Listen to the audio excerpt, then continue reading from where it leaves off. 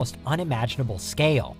Current contenders for the megastructure mantle on Earth include the Great Wall of China, as well as some of the world's tallest skyscrapers, like the Empire State Building, Shanghai Tower, or the record-breaking tallest building itself, Dubai's Burj Khalifa. But when we move the focus away from our own planet and into space, there are seemingly no limits to how big we could theoretically build with enough time, resources, and knowledge. Currently, only one megastructure candidate exists beyond Earth, the International Space Station. But though the ISS is absolutely one of the most impressive things we've ever built, it's still not particularly big. It's only 357 feet long, and that's seriously small fry compared to what we hope to build in the future. Broadly speaking, theorized space-age megastructures come in 4 categories of size, with the smallest being transorbital structures. Most transorbital structures are imagined as a way to propel vehicles and people into space, and by far the most popular so far planned is the space elevator, an enormous tube that could, in theory, continuously ferry objects into orbit. The main benefit of a space elevator is that with it, we wouldn't need to use rockets anymore to leave Earth. People and things would now be carried into orbit via a relatively simple mechanism. We'd easily hop into the elevator, choose our desired altitude, and arrive in space at the end. No need for the costly, potentially dangerous, and environmentally damaging rocket launches of the past. As exciting as this idea is, however, it's not all that practical. The Kármán line is generally considered to be where Earth's atmosphere ends and space begins. It's 62 miles up. So to get into orbit, we would need a 62-mile-long elevator. Today, the world's longest elevator is at a gold mine in South Africa. It measures at just over 1.4 miles long, and that's 1.4 miles down into the ground, not up into the sky. As of the early 2020s then, we simply don't have a material remotely strong or flexible enough to actually build a space elevator. We would need something that can safely function and reliably withstand the speed of the Earth moving through space. Carbon nanotubes could be our best bet at the moment. But while they do exist, they're also extremely expensive to produce and at present impossible to make on the scale needed. We're also in totally uncharted territory here, so really there's no reason to think that even carbon nanotubes definitely would be strong enough. We could well need something else, something better, and something that hasn't even been invented yet. If we could build a space elevator though, it'd be used not just by space agencies for cheaper and easier space exploration, but for tourism too. And all of those tourists are going to need a final destination. The next size of megastructure is known as orbital, and arguably the ISS already counts as being within this category. But we're expecting to see much more than just the space station in the future, with various plans for far bigger, more ambitious, and more opulent orbital habitats. For decades, scientists and designers have pitched increasingly viable plans for orbital space colonies, but the most famous comes from the Princeton physicist Gerard K. O'Neill in the 1970s. Called O'Neill cylinders, these designs, like many similar ones, rely on a vast centrifuge to create artificial gravity. This centrifuge is really the key bit of technology needed to make it work. O'Neill cylinders would be large, round, and they'd rotate, with this rotation working to provide the gravity. One of the best things, though, about centrifugal gravity is that it potentially works just as well, if not better, with larger objects than smaller. So it'd actually be within our best interests to build vast, city-sized structures of this type, capable of housing thousands of people. Within the cylinder, hydroponic farms would provide food, while shuttle runs from Earth could top up other additional supplies. Orbital cities like this might prove a little challenging to live on full-time, especially for the earliest generations, but they'd also be an astounding and lucrative short-term tourist destination.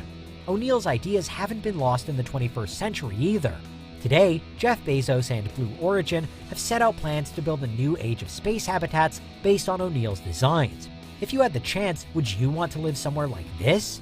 With space elevators and orbital stations in place, however, we can swiftly begin to look even further afield for the next type of megastructure, a planetary structure. This is, as you'd expect, something the size of a planet. The most famous planetary megastructure in science fiction is, of course, the Death Star in Star Wars, a world-destroying superweapon. But while it's depressingly easy to imagine humans building an enormous weapon like this, there are non-destructive planet-sized options we could build as well, like shell worlds. Shell worlds are an ambitious, theoretical terraforming method, where an entire, otherwise inhospitable planet is enclosed in a spherical shell, which would create an artificial atmosphere, if pumped full of the right gases. This would be a massive undertaking, But when some of our other ideas for potentially terraforming another planet involve nuking it to oblivion, shell worlds perhaps start to look like a more attractive prospect. Again, the materials needed aren't exactly certain at the moment, but most designs involve the shell being transparent so that the sky is still visible for anyone living within them. In theory, these structures could make any planet hospitable to humans. And were we to build multiple of them, then we'd essentially have a net of human-friendly bubbles dotted about space. In some cases, it's thought we wouldn't even need a planet to begin with. That we could build these megastructures from scratch, wherein one shell encases another one, and we live in the space in between them.